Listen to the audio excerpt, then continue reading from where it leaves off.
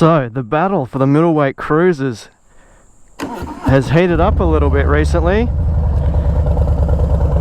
and if you've been living under a rock, let me tell you, in the last month or so, Harley and Indian have released some pretty interesting bikes into the middleweight cruiser market.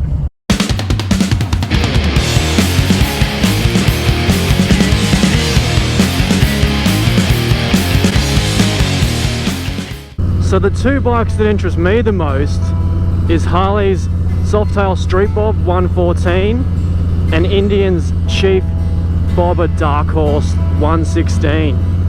Both really cool bikes, and it's super obvious that Indian are coming after the Softail bikes in a big way. They want a piece of that market.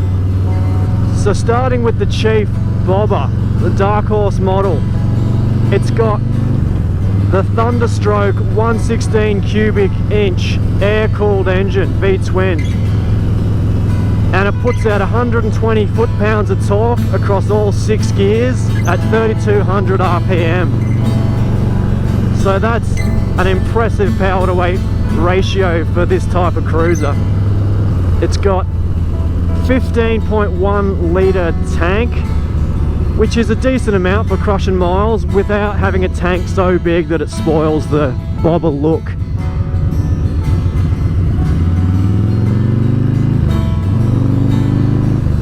The seat height is 26 inches, so it's nice and low. Pretty confidence-inspiring ride, even for those with a little more sky over their heads.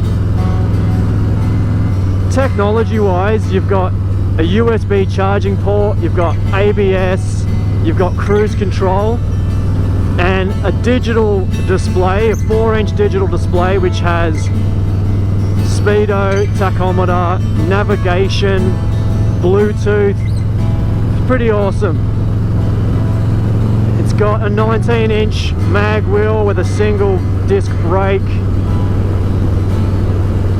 And one of the main points of difference between this bike and the Softail is the Chief has the twin shocks up the back. And I've even read some Indian affiliates saying that this might attract some of the Dyna lovers over. You know, it's the cheeky resurrection of the Dyna by Indian. It's controversial. As far as handling goes, the Indian has mid controls. It's got, I think, 8-inch sort of rise drag bars, and coming in at 304 kilograms with that Thunderstroke 116, it's going to be a pretty nice little beast. LED lights all around, nice blacked out styling. It's the best looking bike Indian have produced in a long time. There's not a tasseled floorboard in sight. So yeah, a solid effort from Indian, and I'm really interested to get on one of these bikes and feel that Thunderstroke 116 for myself. Alright, so moving on to Harley Davidson's Softail StreetBob 114. You've got the Milwaukee 8 114 air-cooled V-twin, and that's going to put out 119 foot-pounds of torque across 6 gears at 3250 RPM. So just a hair under the Indian.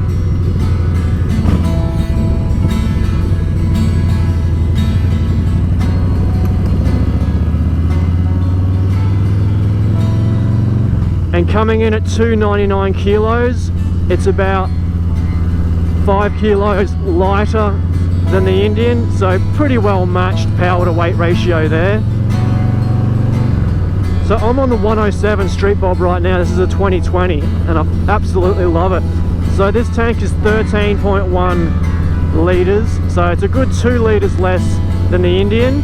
So that's a consideration if you want to crush some miles. But the tank size, bear in mind, does give it that post-war, you know, stripped down, lighter look that I love.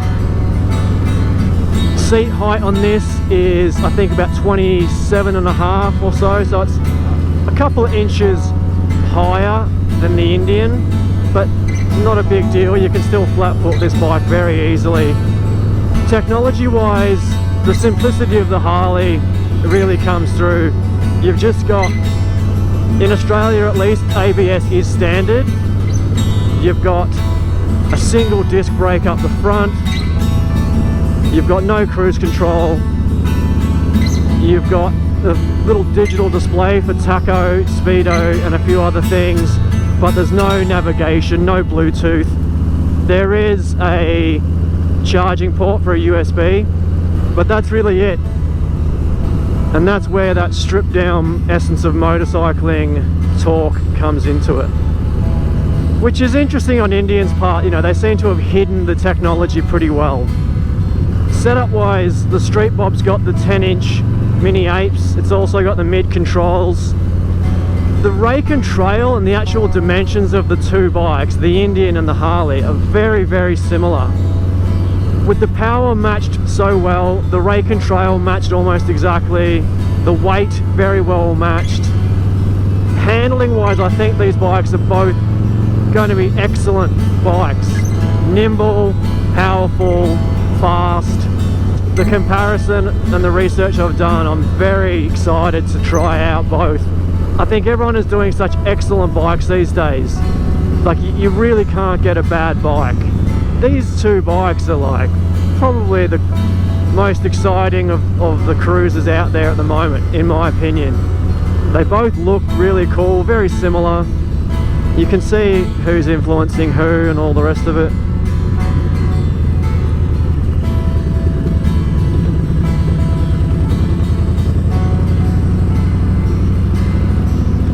But these guys have been at it for 120 years, you know, so that in itself is amazing. And the fact that they're still here and still pumping out bikes that make you smile, that's what it's all about. Let me know what you guys think in the comments. Are you Team Indian? Are you Team Harley? Are you just Team Motorcycles? Alright friends, the rain's on the way, so I'll wrap it up here. Hope you enjoyed the video. Please give it a thumbs up. Please subscribe to the channel. And we'll see you guys in the next one.